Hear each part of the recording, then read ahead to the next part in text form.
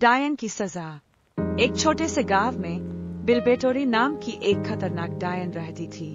वह अपने जादू का उपयोग बच्चों को डराने और सभी के लिए परेशानी पैदा करने के लिए करती थी। ग्रामीण उससे डरते थे, लेकिन कोई भी हिम्मत नहीं जुटा पाता था उसके खिलाफ खड़े होने के लिए प्रेरित किया।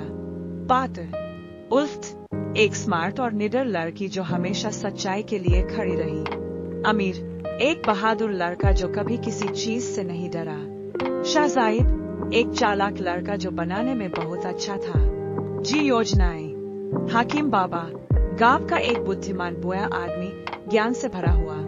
बिलबेटोरी, एक चालाक और दुष्ट डायन जिसने अपने जादू से बच्चों को नियंत्रित करने की कोशिश की। कहानी। एक दिन अजीब चीजें शुरू हुई। गांव में घट रही घटनाएं। बच्चों की किताबें गायब हो गईं, पेड़ों से फल गिर गए और रात में डरावनी आवाजें सुनाई दी। हर कोई संदेह करता था कि बिलबेटोरी इसके पीछे है, लेकिन किसी में भी हिम्मत नहीं थी उसका सामना करने के लिए। उल्फ, अमीर और शाहजाइब ने सच्चाई का पता लगाने का फैसला किया। एक रात वे चुपके से बिलबेटोरी के पुराने परित्यक्त घर पहुंचे। शाहजाइब ने खिड़की से झांका और बिलबेटोरी को हिलाते हुए देखा, एक बड़े कड़ाही के पास अजीब मंत्र पढ़ते हुए। उल्फ ने फुसफुसा कर कहा, वह हमें नुकसान पहुंचा सकती है, हमें एक योजना बनानी होगी। अमीर ने सुझाव दिया, चलो हकीम बाबा के पास चलते हैं, वह हमारी मदद कर सकता है। बच्चे दौड़े, हकीम बाबा को बताया और सब कुछ उन्हें बता दिया।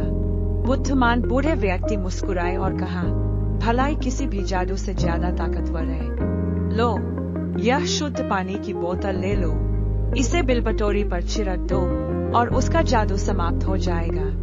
नष्ट हो गया। अगली रात वे बिलबेटोरी के घर लौट आए। जैसे ही वे अंदर गए, बिलबेटोरी चिल्लाई, तुम्हारा मेरे घर में प्रवेश करने का कैसे साहस हुआ? अब मैं तुम सबको पत्थर में बदल दूंगी। लेकिन उससे पहले जादू कर सकता था। शाहजाइब ने शीघ्रता से बोतल खोली और उस पानी को उस पर छिड़क दिया।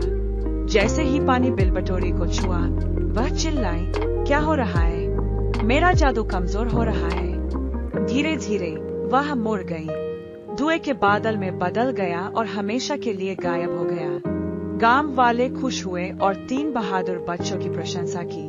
उस दिन से बिलबेटोरी को गांव में कभी नहीं देखा गया। कहानी का नैतिक ब्रह, सच्चाई और अच्छाई हमेशा बुराई को हराते हैं। बुद्धि और ज्ञान सबसे शक्तिशाली हथियार है। कठिन समय में एक साथ काम करने से हम मजबूत होते हैं।